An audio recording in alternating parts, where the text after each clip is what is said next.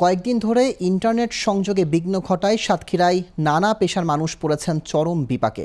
বিশেষ করে জেলার অনলাইন নির্ভর মধু বিক্রেতারা ব্যাপক ক্ষতির মুখে পড়েন।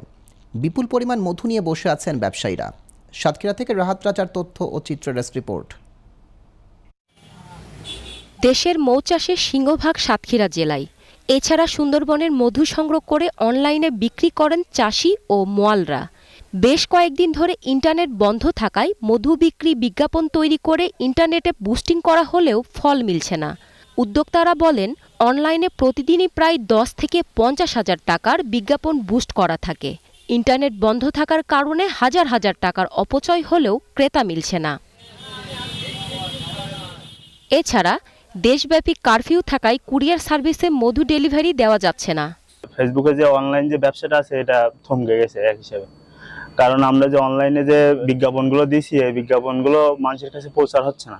আমাদের যে পার্টি আছে তাদের সাথে যোগাযোগ হচ্ছে না এবং কোরিয়ারের যে মালগুলো আমরা পাঠাই দিই সে মালগুলো পাঠাতে পারছি না। এই জন্য ব্যবসায় অনেক ক্ষতি হয়ে যাচ্ছে। টাকা পয়সা লেনদেন করা যাচ্ছে না, ব্যাংক ব্যালেন্সে সমস্যা আছে আমাদের। গাড়ি ঘোড়া প্লাস আপনার কুরিয়ার সার্ভিস এবং অনলাইন নেটওয়ার্ক বন্ধ থাকার কারণে আমরা বড় ধরনের ব্যবসার ক্ষতির সম্মুখীন হচ্ছি।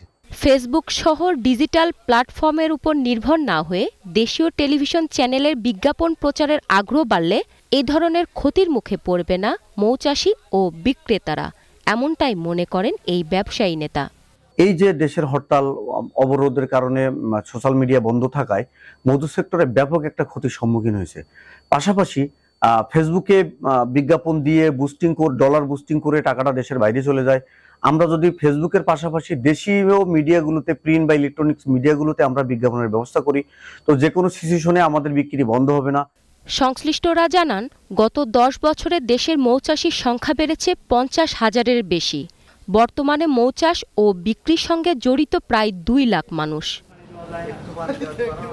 Global television, news desk.